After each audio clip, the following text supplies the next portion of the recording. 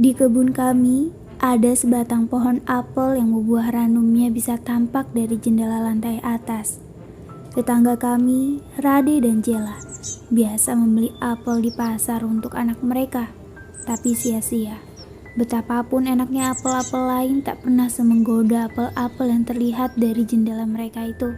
Setiap pagi begitu Rade dan Jela berangkat bekerja, anak kecil itu akan melompati pagar kebun kami untuk memunguti apel yang jatuh karena kelewat matang. Aku kerap mengejar dan melempari mereka dengan lumpur atau batu. Pendek kata, aku berupaya mempertahankan harta milikku. Hei, jangan curi apel-apelku. Rasakan ini. Apel-apel itu adalah harta berharga bagiku. Ini bukan soal pelit, tergoda, atau iri. Ini adalah prinsip. Anak kecil itu berlari ke rumahnya. Besok harinya, aku dihukum karena anak itu telah melaporkan kepada ibuku bahwa aku hanya mendapatkan nilai F untuk ulangan matematika. Pasti ia ingin membalas dendam karena tidak terima aku lempari batu. Sekarang, ibuku menyiksaku dengan latihan soal-soal persamaan kuadrat, segenap X dan Y. Dan itu membuat hidupku ini nyaris tak tertahankan. Awas kau.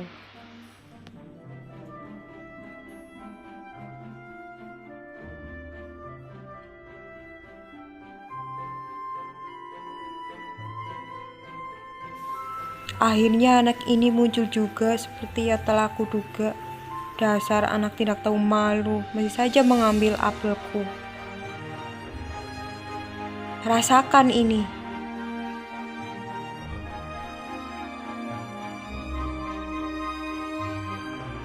Hahaha, rasakan itu. Kau mendapatkan poin di kepalamu. Ya anak bodoh. Sekali lagi kau melempari putraku dengan batu, aku akan membunuhmu. Maksudmu apa? Kau tidak boleh mengatakan itu pada anakku. Oh, kalau begitu, ajari anakmu supaya dia bisa bersikap baik dan sopan kepada semua orang. Hah? Apa? Jaga mulutmu tua. Kau tidak lebih hanya sekedar preman dari California. Pantas saja anakmu tidak jauh dari kriminal mencuri. Ucapanmu telah merendahkanku. Coba lihat anakmu. Apakah dia punya ayah?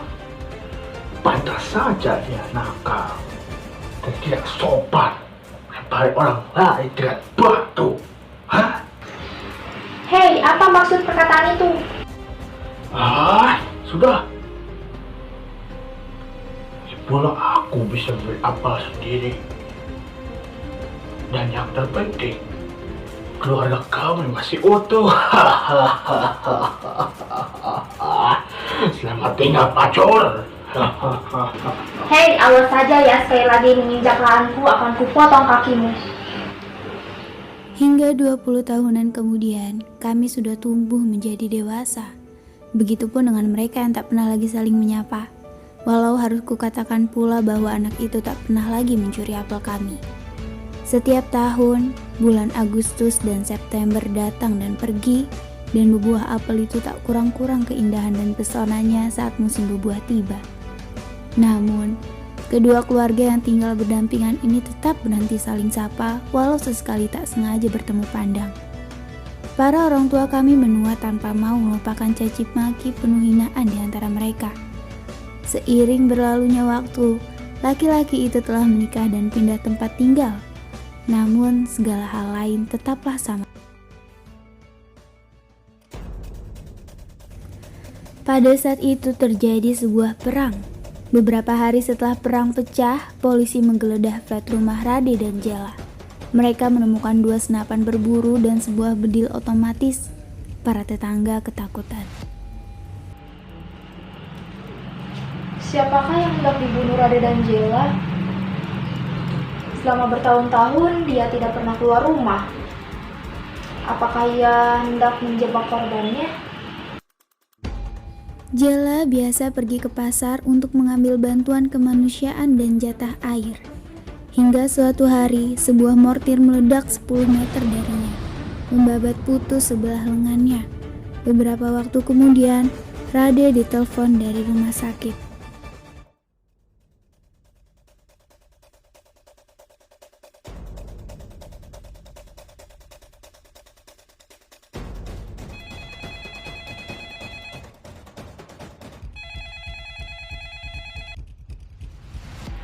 Ya, halo, Halo, apakah benar ini dengan Tuan Rade? dengan saya sendiri. Tadi siang baru saja terjadi sebuah ledakan mortar yang meledak di pasar. Istri Anda menjadi salah satu korban ledakan. Hah? Oke. Saya segera ke sana. Ya, baik. Ya. Oleh sebab tragedi itu, Rade terpaksa keluar dari sarangnya. Untuk pertama kali selama berabad-abad, para tetangga bisa melihat Rade secara langsung. Dia seakan-akan telah menua melebihi usianya dalam beberapa bulan terakhir. Rade tampak seperti berumur 100 tahun saat akhirnya muncul dari rumahnya dengan membawa serantang sup dan 3 butir jeruk kisut. Ia mengunjungi rumah sakit, berjalan menunduk seakan-akan takut bersitatap dengan orang lain.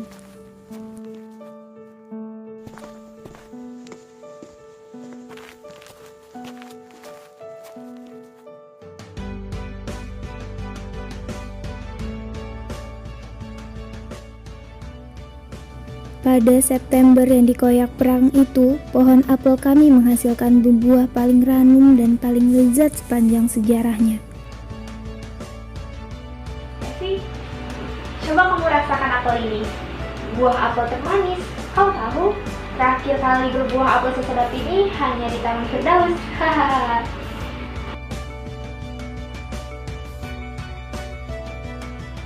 Ini benar-benar apel terlezat, Bu. Biar ku kumpulkan. Aku memanjat pohon itu dari dahan paling tinggi. Dari atas itu aku bisa melihat dengan jelas posisi pasukan Chetnik di Trebevik. Saat selesai memetik, aku melihat Paman Rade di balik jendelanya. Aku tak bisa menahan diri untuk tak menatapnya yang sedang berada di bagian belakang ruang itu. Apa kabar, Paman Rade? Bagaimana kabar Bibi Jela? Hei, ya, dokter bilang dia harus hidup dengan satu tangan. Dokter bilang minggu depan dia akan bisa pergi dari rumah sakit.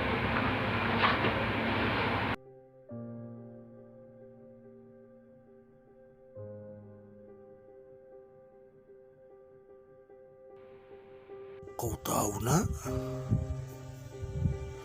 ketika kau kehilangan lenganmu, kau tetap akan merasa memilikinya hingga waktu lama.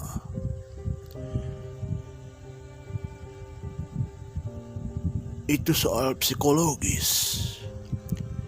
Seakan-akan kau menipu dirimu sendiri dengan berpikir kau masih mempunyai tungkaimu yang telah hilang.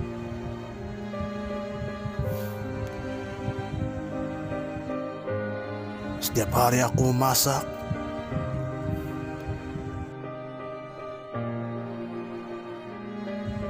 untuk kubawa kepada istriku, tetapi tak ada kehidupan di dalamnya. Aku menatap kacang atau sup encer itu.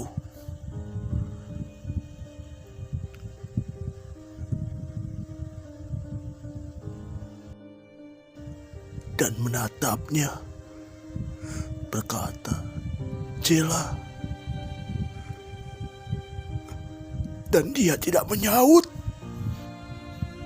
Lalu dia berkata, "Rade." Dan aku tak menyaut. Kau paham, nak?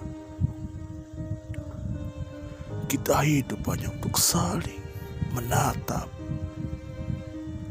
dan paham bahwa kita sungguhnya tak lagi hidup. Begitulah. Terkadang aku menatap apel-apel itu dan takjub pada kehidupan di dalamnya. Mereka tak peduli pada semua ini. Mereka tidak tahu. Dan bahkan aku tak berani mengucapkannya. Aku mengulurkan tanganku ke arah jendela dan menyorongkan kantong apelku kepadanya. Dia menatapku terkejut, lalu menggeleng. Aku gagal menggerakkan bibir untuk bicara. Aku lumpuh sekitar setengah menit. Jika para tentara Chetnik melihatku saat itu, mereka pasti akan kebingungan. Rade gemeteran seperti orang yang tak punya apa-apa lagi yang tersisa. Dia menyusut menjadi sesosok makhluk yang menggigil serupa binatang ketakutan.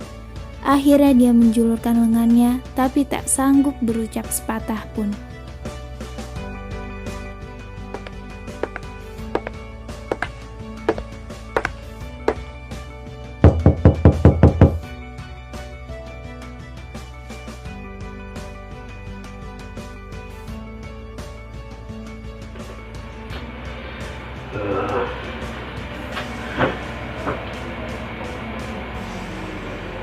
Kami minta maaf telah mengganggu kalian. Dan apel-apel sungguh menyimpan banyak kehidupan.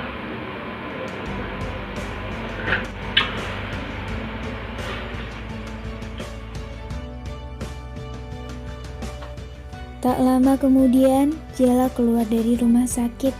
Suami istri itu melanjutkan hidup di balik jendela tertutup dan Rade hanya sesekali keluar untuk mengambil bantuan kemanusiaan.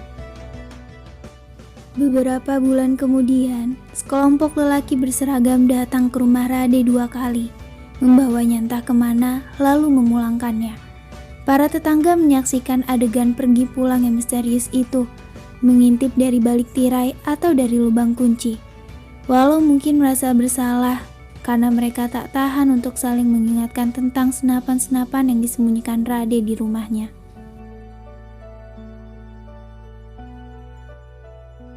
Apa yang sebenarnya terjadi, Bu? Haruskah kita membenci Paman Rade? Tapi entah bagaimana aku tak bisa melakukan itu.